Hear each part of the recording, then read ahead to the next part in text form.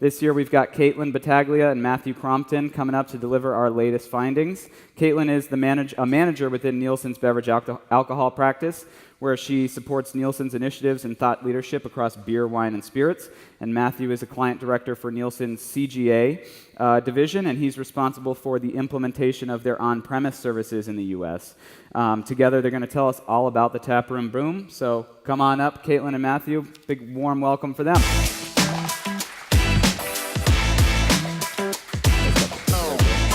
Cheers.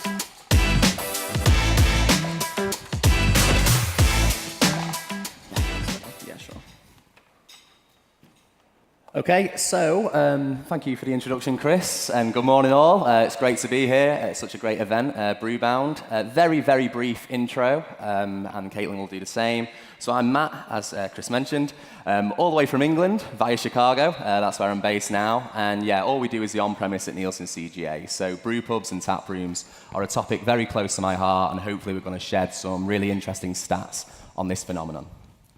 And I'm Caitlyn Battaglia, as Chris so kindly introduced us, and I work in Nielsen's Beval practice area. I think at this point, the entire practice area has now presented at Brewbound, so you get all of our love. But I work we are a team that's dedicated entirely to the Beval space, so beer, wine, and spirits. And I would like to shout out that if you have any questions at any point, we have an entire herd of Nielsen associates that can answer all of your questions. So when it comes to the core of our services that we offer, our measurement service, this is what we're measuring today, with the left being the off-premise portion. The top portion, that's labeled XAOC, or all outlets combined, is our pretty standard large market. But because Beval is unique, we've created extra channels to make sure we're representing the market as best as possible. So that includes things like convenience, because we know that's really important for beer, as well as the liquor channel, because we know that where legal laws across the nation dictate that the liquor channel is really important, specifically for spirits, but a lot of categories depending on the laws in that state. Yeah, and for on-premise, we're still relatively new here. We've been delivering services in the United States for just under 3 years now. As part of the Nielsen and CGA partnership. What we have is we have a variety of different services for clients of all sizes, and essentially we can measure what's happening within that on-premise space. So we have a measurement service which looks at the traditional on-premise space, so bars, restaurants, nightclubs, pubs, etc. We've got 3 years worth of history, various different markets. We've just launched 4 more for the beer category. So you can track sales and shares within this often tricky to measure space at various different levels. Plus we have a full consumer solution suite, plus check level data, which allows us to look at various different analytics. What we're going to do today is talk to you a little bit about all of our services and really show brew pubs and tap rooms through those. So today we're focusing largely, our data is going to come out of 2 survey components. One portion, which I'll be handling, was actually fielded by the Harris Poll through their Harris On Demand service. It's a quick service that allows for quick, large-based surveys. We fielded this in late October, and we actually have a member from Harris Poll also in the audience. So if you have any questions on that, even more context to connect with. Yeah, and then we've got the on-premise user survey. So this is one of our solutions that a lot of our major clients buy into. Essentially what it is we survey 30,000 people a year. We do it twice. We do it in the spring and we do it in the fall. And it's all about on-premise and how people react in the on-premise, how much they're willing to spend, what they drink, who they drink with, their behaviors essentially. Now what we can do with this is we can cut it by various different demographics. And because we have such a high sample, that 30,000, 15,000 each time, it means that when we do drill down to just millennials or even younger millennials, we can really see what's going on. We have a whole brew pub and taproom section in this survey, and that's some of the results that I'm going to be showing with you today. Before we get into that, though, I want to show you some measurement data, and I want to sort of set the scene, what's happening with craft at the moment. So just to be really clear, this data is just for the traditional on-premise, okay? So it doesn't include brew pubs and tap rooms at this point, okay? So it's total US numbers. So what's happening with craft beer? So you can see that craft beer has a 30% share at the moment in the US on-premise, and that's relatively flat now, okay? So those days of the double-digit growth, as we all know, are no longer there, but it is still in growth. So, and that's in a market, in a total beer market, which isn't. So still positives to be had, and if you look at the latest 12-week trend, you can see a slight better performance as well. Now, if we just look at the Brewers Association definition of craft too, so the independent craft brewers, you can see that they actually outperform the total craft category, and almost over 1 in 5 craft beers now comes from an independent brewer within the United States on-premise. Okay, so plenty of positives to be seen. If we then split this down even further and we look at packaged versus draft, there's an interesting dynamic at play. You can see here that draft accounts for 82% of all craft sales, so it's significantly bigger than packaged. But then when we look at trend, we're starting to see this move slightly differently. We know, and we've spoken about this before, if anyone's ever seen any other Nielsen CGA presentations around assortment being so important. Okay? And I think often the problem which we see, particularly in the US, we see it in other markets as well, but particularly in the US, there's often too much craft in the fact that the quality will then suffer, particularly within draft. And I think consumers are starting to catch on to that, and that's why we're seeing this sort of trend of a decline within draft craft. Packaged, we've been talking about cans for a number of years. That's really starting to filter through into the on-premise, and particularly when we look at different types of on-premise venues, particularly ones where they are more experience-led, and perhaps it's not quite ideal to hold a pint with you. A can's a lot easier, and we're starting to see package grow. We can also look at style. Again, no huge surprises here. I just want to set the scene. This is still the traditional on-premise that we're looking at. But these are our top 6 styles within the craft beer category. IPA is number 1, no surprises. Almost a quarter of all craft sales come from an IPA, and that is still growing, so up 1% versus a year ago. And that includes all types of IPAs, so hazy IPAs, juicy IPAs, etc. You can see there are relatively flatness throughout. It's only really red ale where we see a decline. And then where the real interest comes here is when we start looking at different regions, because we see seasonals perform much better in the east than we do in the west. And I'll come on to that very shortly. So as Chris already mentioned, and has been mentioned quite a bit to this point, I think Andy said we're somewhere between Craft 2.0 and 3.0. Craft is living in this new world, but as we continue to talk about craft, it's really hard to have a conversation about craft and not talk about tasting rooms, brew pubs, or tap rooms.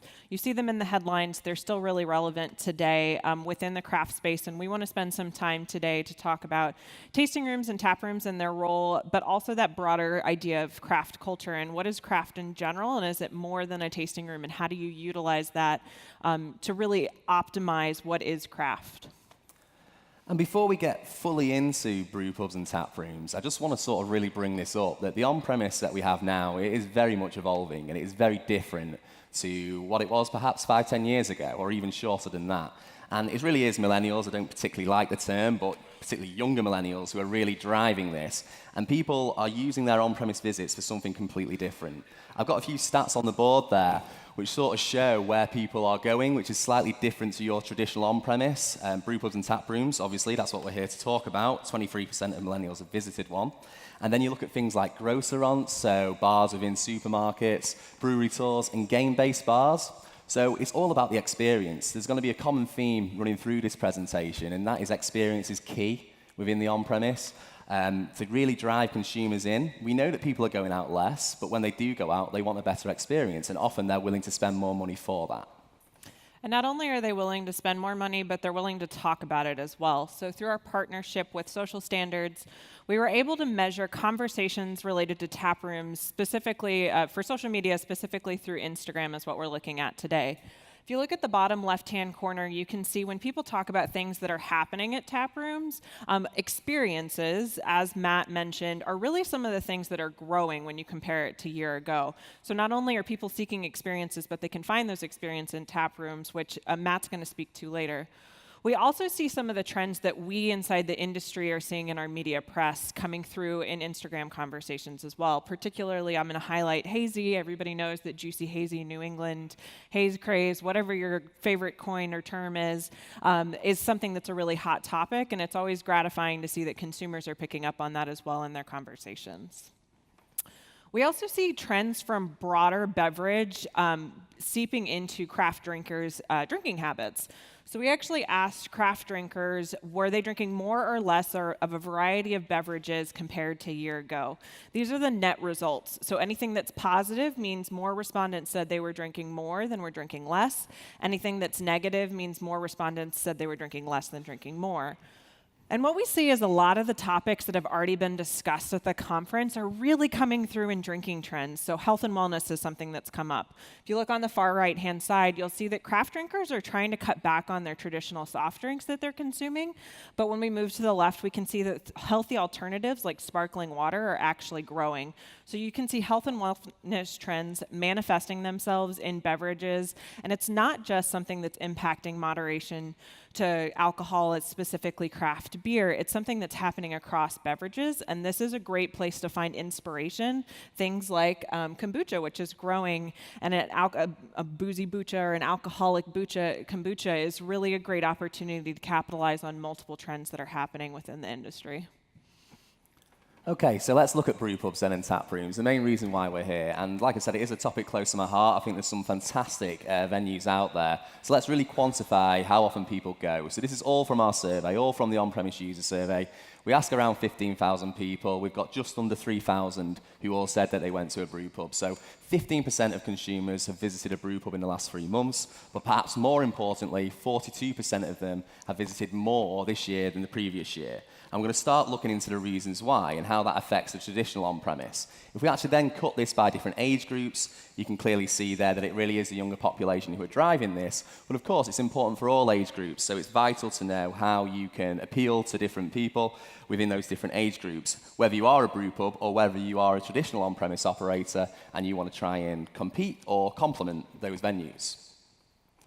Now, we also ask around a whole host of other types of accounts and other types of bars and venue styles around how often do you visit these places, are you visiting more? And as you can see here, brewery tasting rooms came in at about 5th. And I think what's interesting is if we look at some of the places that came in higher, food trucks, arcade bars, music festivals, these are all things which a lot of the best brew pubs and tap rooms out there are actually implementing and doing well already. I don't want to skip ahead to a few slides, but we're going to talk about food in brew pubs very shortly. And one of the sort of negatives that we've seen from our survey was that people didn't really rate a lot of the food there. I think food trucks are an excellent way of bringing in a good food offer, which can constantly rotate. It gets people talking a bit about a buzz. It's something different. And also, it's quite easy to maintain because you're basically hiring out the space. So food trucks could be a really good way of bringing better wet-dry sales to brew pubs. We talk about arcade bars, so there's different things which could be done around, not necessarily arcade, but it's all about those games again, isn't it? It's all about doing something different. You look at some of the best on-premise retailers out there and some of the best concepts. We see things like Flight Club in Chicago, Punch Bowl Social. People need that reason to go. Is there something that can be done within brew pubs and tap rooms to make sure that when people are there, they stay there, whether that be board games or something a little bit more high-tech? And then music festivals. Brew pubs and tap rooms often intrinsically linked with live music. Okay, you see that with people like Lagunitas in Chicago there. I think they have, obviously, every week live music. Loads of people do it. And we can see here that, again, it's all about having a reason to go, not just the products which are there, which, of course, is the key driver, but making sure that people stay and then, ultimately spend more money there.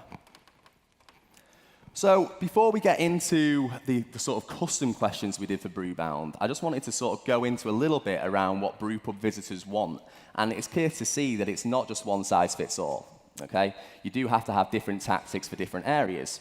So we split the country up here into people west, south, midwest, northeast, and just looked at the top styles. We basically asked people, okay, you visited a brew pub, which style of drink of craft beer would you drink first? And there's some interesting differences. I don't think there's anything too surprising here, but you see IPAs very much dominated in west and south. But then when you look at midwest and northeast, we see seasonal. And I think this just comes down to geography, really, and the fact that if you're in the Midwest or Northeast, you're likely to have 4 seasons. And, then you've got some really difference with the seasonals, etc. West and South, pretty good weather all year round. Same with genders. We're going to talk about how to appeal to females in this presentation. And there's different styles which work in different places. No huge surprises here, but it all comes down to variety and making sure that you have the right offer.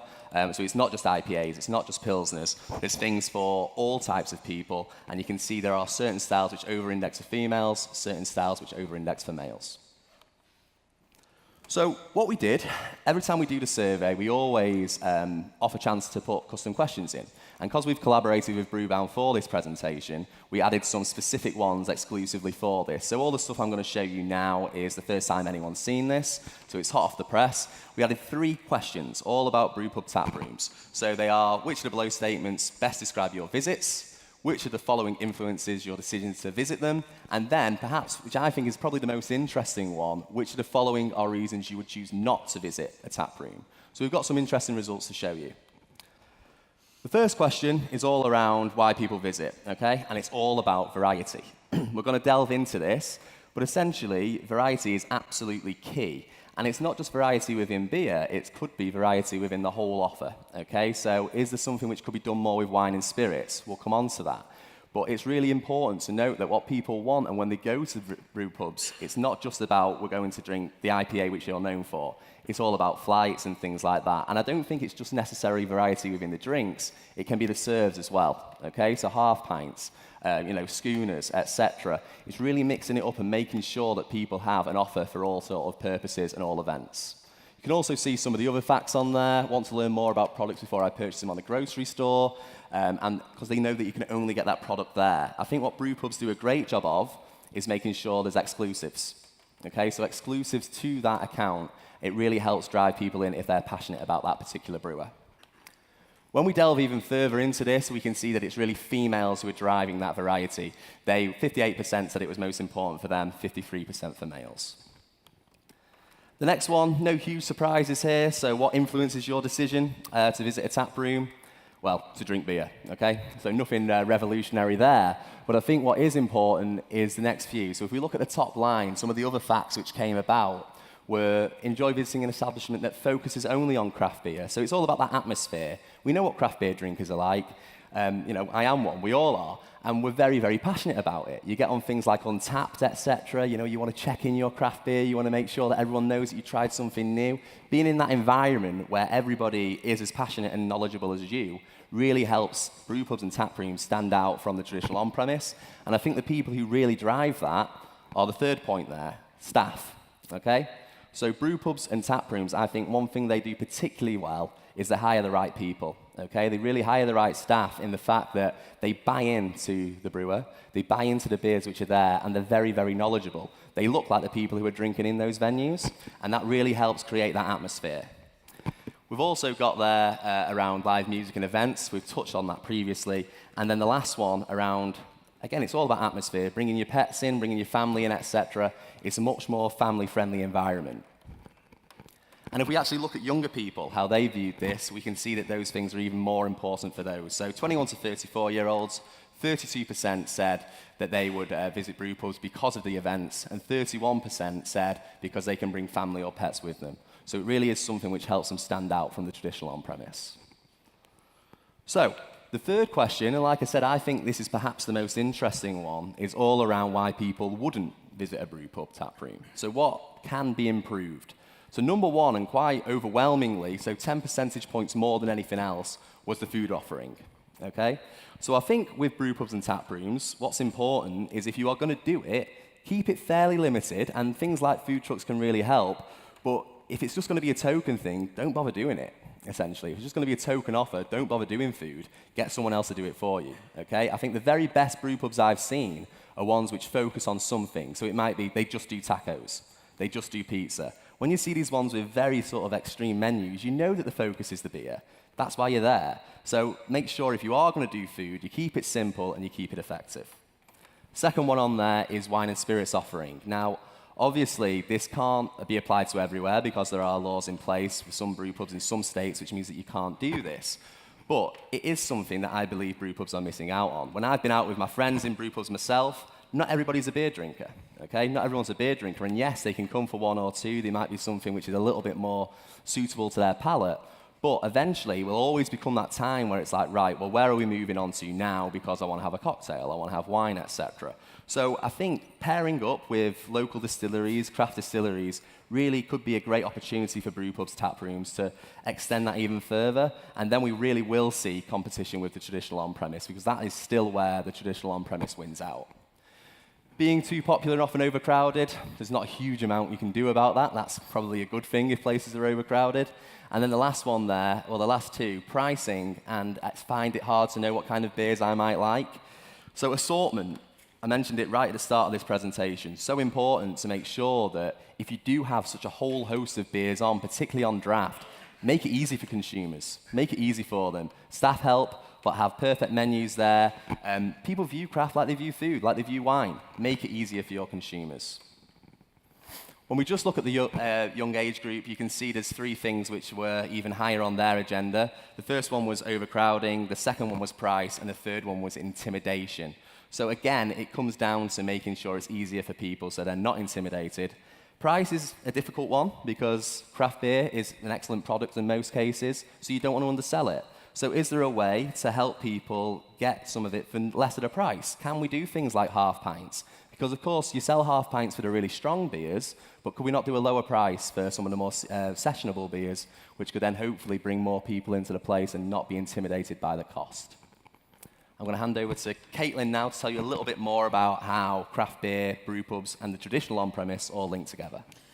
So Matt already did a great job of alluding to a lot of this, but we've looked into why consumers would choose not to visit a tasting room or a tap room, but why would they choose to visit a traditional bar or restaurant? Above the dotted line are things specifically related to craft beer, and much like Matt already talked about, variety is king. Traditional bars and restaurants can still offer a variety of craft beers. That's something to keep in mind. It's not something that's unique to a tasting room or a tap room. They also offer an opportunity for consumers to try products before they buy them, whether it's for their own home or buy them on another occasion. What traditional bars and restaurants can do beyond craft beer is some of the stuff that Matt was already talking about and some of the pieces that are particularly important to craft drinkers. So things like wine and beer offerings, as well as that idea of exclusivity, again, something that they could purchase, they know they can purchase on premise. When we look at demographic cuts, it becomes even more apparent that drivers for traditional bars and restaurants differ among different craft drinker groups. So when we look at women, which is going to be the red bar, we see that wine and spirit offerings is something that really resonates and appeals to women. So female craft drinkers tend to pick traditional bars or restaurants because they have offerings in addition to beer. And this is something, as Matt said, that can't be done in every state, but it is a potential opportunity if you're targeting female craft drinkers. When we look at men, the idea of variety is absolutely the biggest driver. So male craft drinkers are really looking for that idea of variety across craft beer, whether it's in a brewery or a tap room or a traditional bar or restaurant. The green bar is going to be our young consumers, so consumers 21 to 34, and they're really interested in trying a product before they can purchase it later when it comes to traditional bars and restaurants. So if traditional bars and restaurants can offer a lot of the craft beer things that can then be captured as well at tap rooms and tasting rooms, what is it about craft beer that extends beyond the product or the liquid or the pour? And that's the idea of craft culture is kind of how I'm going to phrase it. So when we asked consumers how they were what were the parts of craft beer that really resonated with them, we found some really interesting results. So the biggest piece is that, again, variety. Variety is a big theme here, and it's something that craft beer is doing really well. I loved in Andy's presentation how he talked about the idea that craft beer really brought in all these innovative styles. My favorite thing in tasting rooms and tap rooms is the chart of ales and lagers and everything that comes off of that. So you can kind of see the evolution of what you're drinking and what it's kind of related to on its family tree. That's what craft beer has done really well. When we look at the next largest response, nearly 40% of consumers said that the status of being a craft beer drinker alone was really important to them. So that's the idea of it's a culture, it's a thing, it's bigger than a beer, it's bigger than what's in your glass, it's something that's kind of ethereal, and I said I was going to say it, but it's kind of like the unicorn dust that you can sprinkle on top of your product. It's that extra piece that you can bring in. When we look by demographics, you see that craft culture, the things that resonate most kind of change. So when we look at female craft drinkers, Matt was talking about this earlier. The idea of being able to share craft beer with your family is really important to female craft drinkers, 10 percentage points more so than their male counterparts. Tasting rooms and tap rooms tend to be really family-friendly establishments, and that's a great way to draw in female craft drinkers, which is a big opportunity population within craft beer. Women also really like the atmosphere of craft beer. It is really different. It tends to be different than a traditional bar or restaurant, and tap rooms and tasting rooms, whether it's the live music or the food trucks or just the general space and the knowledgeable staff, they do offer a unique experience that is resonating with female craft drinkers. When we look at male craft drinkers, high quality of the product is really something that male craft drinkers are looking at, and that's something that I know the craft beer industry takes pride in, and it's something that your consumers are recognizing. Also, again, that idea of status, it's recognized a little bit more among male consumers than it is among female consumers. So taking the craft beer culture and activating it with engagement with craft beer is a really good way and a great opportunity to amplify your brand, both in your tasting room and tap rooms and beyond. So when we look at the way that people are engaging with craft beer, so here the gray bar is going to be the average, blue is going to be men, red is women, and green is consumers 21 to 34 again. Kind of to walk you through some of the results. So across the board, tap rooms are a great way to engage with craft drinkers, unsurprisingly, but in a couple different kinds of venues. So whether it's just trying a new tap room that opens in your local area, that's something that really resonates with male craft drinkers, but female craft drinkers like to add tap room and tasting room visits to travel plans. I know that that's one of my favorite things to do is when I'm visiting a new place, I find the coolest tap room or tasting room. Chris gave me some great suggestions when I was in Boston this year. It's a great way to connect with the craft beer culture, and it's a great way to share your experience when you're traveling, and female drinkers recognize that when they're traveling. Consumers 21 to 34, they're really looking for craft beer in creative places. So this is what Matt was already talking about, that idea of experience, whether it's a stadium, a movie theater, a concert. Craft beer is something they're going to look for within that 21 to 34 range in those kind of third channel, extra channel spaces. I know in my own life, we used to drive to a different movie theater because they served craft beer, and we actually opted for the further movie theater because it was something that we could partake in. So this is definitely something that's happening within craft beer drinkers, and translating that craft beer culture to craft beer engagement is a great way to activate in tap rooms and tasting rooms, but also kind of create a ripple effect once people leave. So not only have we seen in the media recently that bringing people to tasting rooms sells more beer, but there's also a way to kind of extend your brand equity beyond that and try new creative opportunities to attract traveling craft beer drinkers, get your craft beer in venues where those consumers can find it, as well as just capitalize on what craft can offer that a traditional bar or restaurant might not necessarily be able to capture. So with that, we are going to help you craft a craft plan when it comes to tasting rooms and tap rooms. Yeah, and we'll just sort of summarize the presentation that we've looked at. So we started off there with very top-line data. So craft beer is still in growth.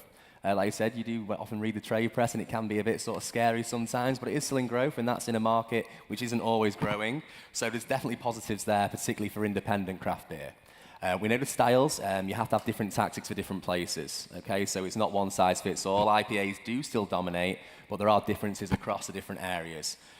It's all about experience. You know, I could stand up and talk about it for a number of hours around some of the great places we've been to throughout the US, which are doing something different within the on-premise. How do brew pubs and tap rooms fit into that? They are definitely part of it, and it's all about bringing that product to life through your venue. And then variety is absolutely key, not just for the average person, but particularly for women, particularly for younger people, making sure that there's something for everyone within a brew pub or a tap room, and that applies to the traditional on-premise as well. What can be done to bring wine and spirits in, if you can, and then if not, what can be done to make it more applicable for everybody? Are there sort of more fruitier beers, are there ciders, is there things that can be done within the category, which is a little bit different within brew pubs and tap rooms? And then also a better soft drinks range as well, because people who say that they don't want to drink beer, it's probably because they don't like beer, not because they want wine or spirits. So is there better soft drinks ranges, which could really bring this to life? I would also say one of the big pieces is don't underestimate the traditional bar and restaurant. So we did talk about the fact that craft beer is definitely a unique space, and that tasting room, tap rooms, and brew pubs offer something unique. But don't underestimate that traditional bar or restaurant, because as we saw, consumers are still looking, craft beer drinkers are still looking for craft beer variety in traditional bars and restaurants. They're still looking to try your products before they buy them for themselves. So keep in mind that traditional bars and restaurants, while they don't have the craft culture component behind them necessarily, are still a great way to engage with craft drinkers that are looking for a lot of the same things they would look at if they walked through your own doors. Also, the craft beer experience is more than just the tasting room and tap room, and that's something to keep in mind whether you are looking at the space that you already have, thinking about expanding and opening a new space, or just opening your own tasting room or tap room for the first time.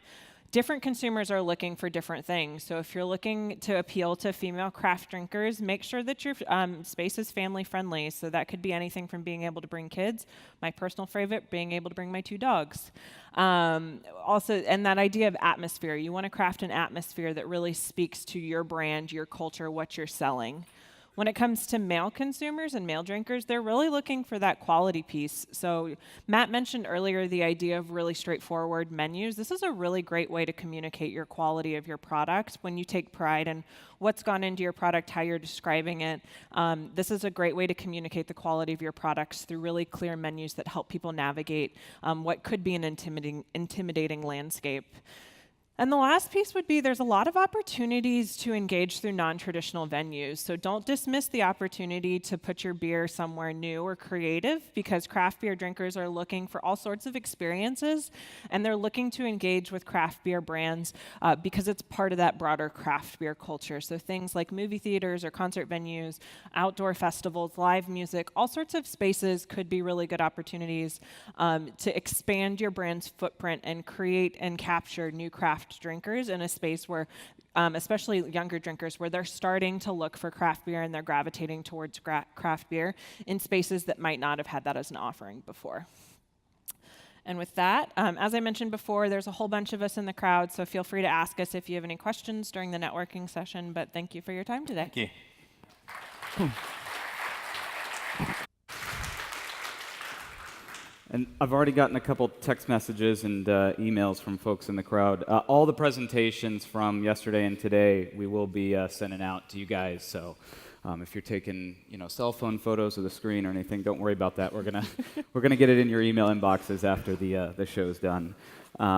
So a ton to kind of pick at there. I mean, it's almost like drinking from a fire hose a little bit.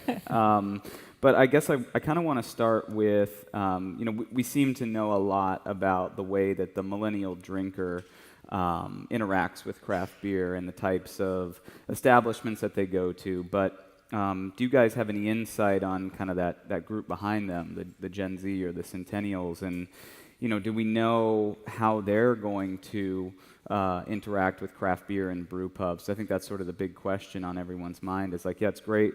These millennials are great. We know how to sell beer to them, but what about the next group?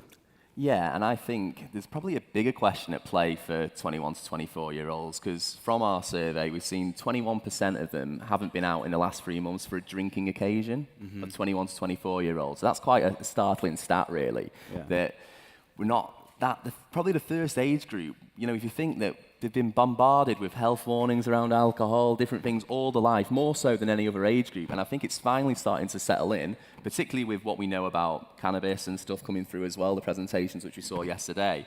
So before we even get onto brew pubs and tap rooms, there's a lot of work to be done to bring 21 to 24-year-olds back into alcohol and back into the on-premise in general, full stop. Other things that can be done to do that, definitely, and I do think it is mainly the experience, which will be the key driver, and brew pubs and tap rooms do that very, very well. So yes, to answer your question, I feel like more so than the traditional on-premise, brew pubs and tap rooms are probably more ideal for those younger people, but it's how to keep them. So you think they're going to go to the tap rooms before they go to the dive bar? Dive bar, it's its own experience. So it really comes down to the experience, I think, that you're looking for. And we do see that centennial, the group behind millennials are just now coming into the legal drinking age, so we're just now seeing data behind them. And it's a lot of what Matt was saying, what we had seen with millennials before them. There hasn't been a big break in terms of things that we're seeing. If anything, it's a continuation, perhaps to a larger extent, of what we had seen before, whether it comes to drinking less, but also the idea of promiscuity and that they're continuing to drink across multiple categories within a specific drinking occasion could be another piece that you're looking at, where the dive bar might be a good option. Yeah. I love a good dive bar.